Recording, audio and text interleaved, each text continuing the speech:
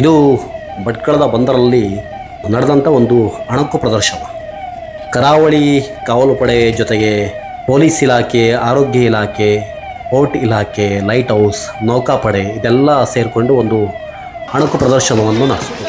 ತುಂಬ ಸುಂದರವಾದಂಥ ರಿಯಲಿಸ್ಟಿಕ್ ಅಂತ ಅನಿಸುವಂಥ ಒಂದು ಅಣಕು ಪ್ರದರ್ಶನ.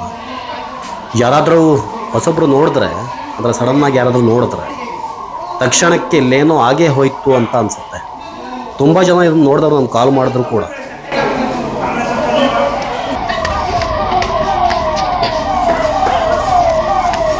ಇಲ್ಲಿ ನಡೆದಂಥ ಅಣಕು ಪ್ರದರ್ಶನದಲ್ಲಿ ಮೊದಲು ಬಾಂಬ್ ಬ್ಲಾಸ್ಟ್ನ ಒಂದು ಅಣಕು ಕಾರ್ಯಾಚರಣೆ ಆಯಿತು.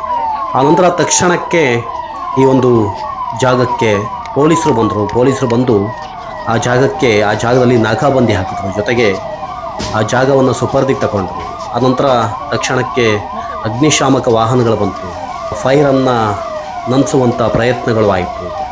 ನಂತರ ಸಿಬ್ಬಂದಿಗಳು ಈ ಅಣಕು ಬಾಂಬ್ ಬ್ಲಾಸ್ಟಲ್ಲಿ ಯಾರ್ಯಾರಿಗೆ ಗಾಯ ಆಗಿತ್ತು ಅವ್ರನ್ನೆಲ್ಲ ಸ್ಟ್ರೆಚ್ಚರಲ್ಲಿ ತಗೊಂಡು ರಕ್ಷಣೆ ಮಾಡುವಂಥ ಪ್ರಯತ್ನ ಆಯಿತು. ಸೀದಾ ಆಸ್ಪತ್ರೆಗೆ ದಾಖಲಿಸಲಾಯಿತು.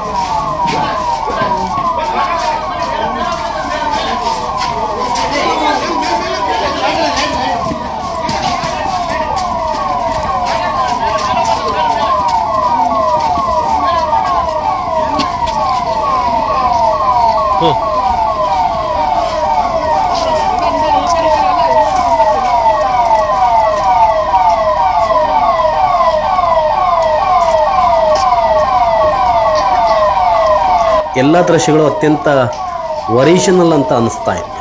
ಫಸ್ಟ್ ಆಫ್ ಆಲ್ ನನಗೆ ತಕ್ಷಣಕ್ಕೆ, ನಾನು ಪತ್ರಕರ್ತ ಆಗಿ ನನಗೆ ಗೊತ್ತಿತ್ತು ಇದೊಂದು ಅಣಕು ಕಾರ್ಯಾಚರಣೆ ಅಂತ. ಬಟ್ ಏನಾಯ್ತು ಅಂತ ಹೇಳಿದ್ರೆ, ನಾನು ಬರೋಕ್ಕಿಂತ ಪೂರ್ವದಲ್ಲಿ ಈ ಗಾಯಾಳುಗಳನ್ನು ಆಲ್ರೆಡಿ ಸೆಟ್ ಮಾಡಿ ಇಟ್ಟಿದ್ದು ಒಂದೊಂದು ಕಡೆ. ನಾನು ಬಂದ ನಂತರ ಈ ಕಾರ್ಯಾಚರಣೆಗಳು ಪ್ರಾರಂಭ ಆಯಿತು. ಬಟ್ ಬಾಂಬ್ ಬ್ಲಾಸ್ಟ್ ಆದ ನಂತರ ಅಗ್ನಿಶಾಮಕ ದಳ ಬಂದು ಗಾಯಾಳುಗಳನ್ನು ಅಲ್ಲಿ ಒಳಗಡೆ ಎಲ್ಲ ಬಿದ್ದಿದ್ರು. ಒಳಗಡೆ ಮತ್ತು ಈ ಚಾವಣಿ ಮೇಲೆಲ್ಲ ಬಿದ್ದಿದ್ರು. ಬಾಂಬ್ ಬ್ಲಾಸ್ಟ್ಗೆ ಸಿಡಿದು ಅವರು ಇದಾದ ತಕ್ಷಣ ಅವರೆಲ್ಲ ಕೂಗಾಟ ಸ್ಟಾರ್ಟ್ ಆಯಿತು. ನನಗೆ ಒಂದು ತಕ್ಷಣಕ್ಕೆ ಇದೆಲ್ಲಿಂದ, ನಾನು ಇದನ್ನು ನೋಡಲಿಲ್ಲ, ಇದನ್ನೆಲ್ಲ ಮಾಡುವಾಗ ನಾನು ಇರಲಾಗಿತ್ತಲ್ಲ ಅಂತ. ಆನಂತರ ಅವ್ರು ಬಂದು ಒಳಗಡೆ ಹೋಗಿ ರಕ್ಷಣೆ ಮಾಡುವಂಥ ನಿಟ್ಟಿನಲ್ಲಿ ಅವರನ್ನು ಹೊತ್ಕೊಂಡು ಬರುವಾಗ ಎಲ್ಲ ಫುಲ್ ಬ್ಲಡ್ಡು ಅದೆಲ್ಲ ಕಾಣಿಸ್ತಾ ಇತ್ತು. ಲೈಕ್ ಅದೆಲ್ಲ ಮೊದಲೇ ಸೆಟಪ್ ಮಾಡಿಟ್ಟಿದ್ರು. ಕೂಗಾಟ, ನರಳಾಟ, ಏನು ಒಂದು ಬಾಂಬ್ ಬ್ಲಾಸ್ಟ್ ಆದಾಗ ಯಾವ ರೀತಿ ಆಗುತ್ತೆ ಅದೇ ರೀತಿಯಲ್ಲಿ ಇತ್ತು. ನೆಕ್ಸ್ಟು ನಮ್ಮ ಕರಾವಳಿ ಕಾವಲು ಪಡೆಯ ಠಾಣಾಧಿಕಾರಿ ಕುಸುಮಾಧರ್ ಕೆ ಅಂತ ಅವರು ತುಂಬ ಸುಂದರವಾಗಿ ಮಾತಾಡ್ರು ಕೂಡ. ಸಾರ್ವಜನಿಕರನ್ನು ಉದ್ದೇಶಿಸಿ ಮಾತಾಡ್ರು. ಯಾವುದೇ ಒಂದು ಅಪರಿಚಿತ ವ್ಯಕ್ತಿ ಆಗಲಿ ಅಥವಾ ಅಪರಿಚಿತ ಬೋಟ್ ಆಗಲಿ ಅಥವಾ ವಿದೇಶಿ ಬೋಟ್ ಆಗಲಿ ಹೊರ ರಾಜ್ಯದ ಬೋಟ್ ಆಗಲಿ ಯಾವುದಾದ್ರು ಕಂಡು ಬಂದರೆ ದಯವಿಟ್ಟು ನೀವು ಸಂಬಂಧಪಟ್ಟ ಇಲಾಖೆಗೆ ತಿಳಿಸ್ಬೇಕು ಅಂತ ಹೇಳಿದ್ರು. ಜೊತೆಗೆ ನಾವೆಲ್ಲರೂ ಕೂಡ ಇಂಥ ಒಂದು ಸನ್ನಿವೇಶದಲ್ಲಿ, ಯುದ್ಧದ ಸನ್ನಿವೇಶದಲ್ಲಿ ಸಮ್ಟೈಮ್ ಸಾರ್ವಜನಿಕರ ಸಹಭಾಗಿತ್ವದ ಅವಶ್ಯಕತೆಯೂ ಕೂಡ ಇರುತ್ತೆ. ನಾವೆಲ್ಲರೂ ದೇಶ ಸೇವೆಗೆ ಮುಂದಾಗೋಣ ಅಂತ ಹೇಳಿದ್ರು. ನಿಜಕ್ಕೂ ಖುಷಿ ಆಯಿತು. ಒಂದು ಉತ್ತಮ ಪ್ರದರ್ಶನ, ಅಣಕು ಕಾರ್ಯಾಚರಣೆ. ಜೊತೆಗೆ ಅಧಿಕಾರಿಗಳು ಅಷ್ಟೇ ಆಕ್ಟಿವ್ ಆಗಿ ಇದರಲ್ಲಿ ತೊಡಗಿಸಿಕೊಂಡಿದ್ದು ಎಲ್ಲವೂ ಕೂಡ ಅತ್ಯಂತ ಮನೋಜ್ಞವಾಗಿತ್ತು. ಈ ಥರ ಕಾರ್ಯಾಚರಣೆಗಳು ಆಗಾಗ ಆಗೋ ಕಾರಣಕ್ಕೆ ಜನರಲ್ಲಿ ಒಂಚೂರು ಯುದ್ಧ ಆಗುವಂಥ ಸ್ಥಿತಿಗತಿಗಳಿವೆ ಮತ್ತು ಆ ಸಂದರ್ಭದಲ್ಲಿ ಹಿಂಗಾಗತ್ತೆ ಅಂತ ಒಂದು ಗೊತ್ತಿರುತ್ತೆ. ಬಟ್ ಇದೆಲ್ಲ ತಕ್ಷಣಕ್ಕೆ ಒಂದೇ ಸಲ ರಿಯಲ್ ಆದ್ದು ಸಂಭವಿಸಿದ್ರೆ ಜನಕ್ಕೆ ಏನು ಮಾಡಬೇಕು ಅಂತ ಗೊತ್ತಾಗಲ್ಲ. ಆ ಸಲುವಾಗಿ ಇದು ಒಂದು ಅವೇರ್ನೆಸ್ ಆಗಿದೆ, ಅವೇರ್ನೆಸ್ ಪ್ರೋಗ್ರಾಮ್ ಆಗಿದೆ.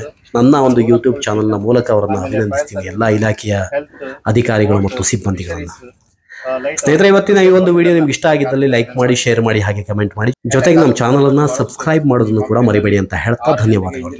ಎಲ್ಲರೂ ಕೂಡ ಫೈರ್ ಸರ್ವಿಸ್ನವರು, ನಾವು ಪ್ಲಸ್ ಆಂಬ್ಯುಲೆನ್ಸ್ನವರು ಸೇರಿ ಎಲ್ಲರೂ ಕೂಡ ಅವ್ರನ್ನ ರೆಸ್ಕ್ಯೂ ಮಾಡಿ ಆಸ್ಪತ್ರೆಗೆ ಕಳಿಸ್ಕೊಟ್ಟಿದ್ದೀವಿ. ಅವರಿಗೆ ಟ್ರೀಟ್ಮೆಂಟ್ ಕೊಡುವಂಥ ಕೆಲಸ ಆಗ್ತಾ ಇರ್ತಾರೆ. ಸೊ ಈ ಇದರಲ್ಲಿ ಏನು ಕಂಡು ಬರ್ತದೆ ಅಂತಂದರೆ ಪೊಲೀಸ್ ಇಲಾಖೆ ಇರ್ಬೋದು, ಫೈರ್ ಸರ್ವಿಸ್ ಇರ್ಬೋದು, ಹೆಲ್ತ್ ಇರ್ಬೋದು, 24 ಗಂಟೆ ಕೂಡ ನಾವು ಎಚ್ಚರದಿಂದ ಕೆಲಸ ಮಾಡಬೇಕಾಗುತ್ತೆ. ಎನಿ ಟೈಮಲ್ಲೂ ಕೂಡ ನಾವು ರೆಡಿ ಇರಬೇಕಾಗುತ್ತೆ.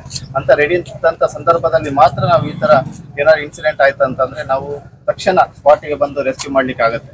ಸೊ ಅದಕ್ಕೋಸ್ಕರ ನಾವು ರೆಡಿ ಯಾವ ತರ ಇರಬೇಕು ಅನ್ನೋ ದೃಷ್ಟಿಯಿಂದ ಇದನ್ನ ಮಾಡಿರುವಂತದ್ದು. ಎಲ್ಲರೂ ಕೂಡ ಯಾವತ್ತೂ ಕೂಡ ಪೊಲೀಸ್ ಇಲಾಖೆ ಈ ತರನೇ ಕೆಲಸ ಮಾಡ್ತಾರೆ. ಫೈರ್ ಸರ್ವಿಸ್ ಇರ್ಬೋದು ಅಥವಾ ಆಂಬ್ಯುಲೆನ್ಸ್ ಇರ್ಬೋದು, ಹೆಲ್ತ್ ಇರ್ಬೋದು, ಈ ತರನೇ ಕೆಲಸ ಮಾಡ್ತಾ ಇರುವಂತದ್ದು. ಮುಂದೆ ಕೂಡ ನಾವು ಈ ತರ ಮಾಡ್ಲಿಕ್ಕೆ ರೆಡಿ ಇದ್ದೀವಿ. ನಿಮ್ಮ ಸಹಕಾರ ಕೂಡ ನಮಗೆ ಬಹಳಷ್ಟು ಬೇಕು. ಮೊನ್ನೆ ಇನ್ಸಿಡೆಂಟ್ ಆದಂತ ಸಂದರ್ಭದಲ್ಲಿ ಎಲ್ಲರೂ ಕೂಡ ವಿಷಯಮಣಿಗಳು ಎಲ್ಲರೂ ಕೂಡ ನಾವು ಮಾಹಿತಿಯನ್ನು ಕೂಡ ಕೊಟ್ಟಿದ್ದೀವಿ. ನೀವು ಕೂಡ ಬಹಳಷ್ಟು ಸಹಕಾರನೂ ಕೂಡ ಮಾಡಿದಿರಿ. ಜೊತೆಯಲ್ಲಿ ಯಾರು ಪೊಲೀಸ್ ಇಲಾಖೆಗೆ ಸಪೋರ್ಟ್ ಮಾಡುವಂತ ಯಾರು ಒಂದಷ್ಟು ಜನ ವಾಲಂಟಿಯರ್ಸ್ ಲಿಸ್ಟ್ ಅನ್ನು ಕೂಡ ಮಾಡಿದ್ದೀವಿ. ಏನಾದ್ರು ಸಂದರ್ಭ ಬಂತಂದ್ರೆ ನಿಮ್ಮ ಸಹಾಯವನ್ನು ಕೂಡ ನಾವು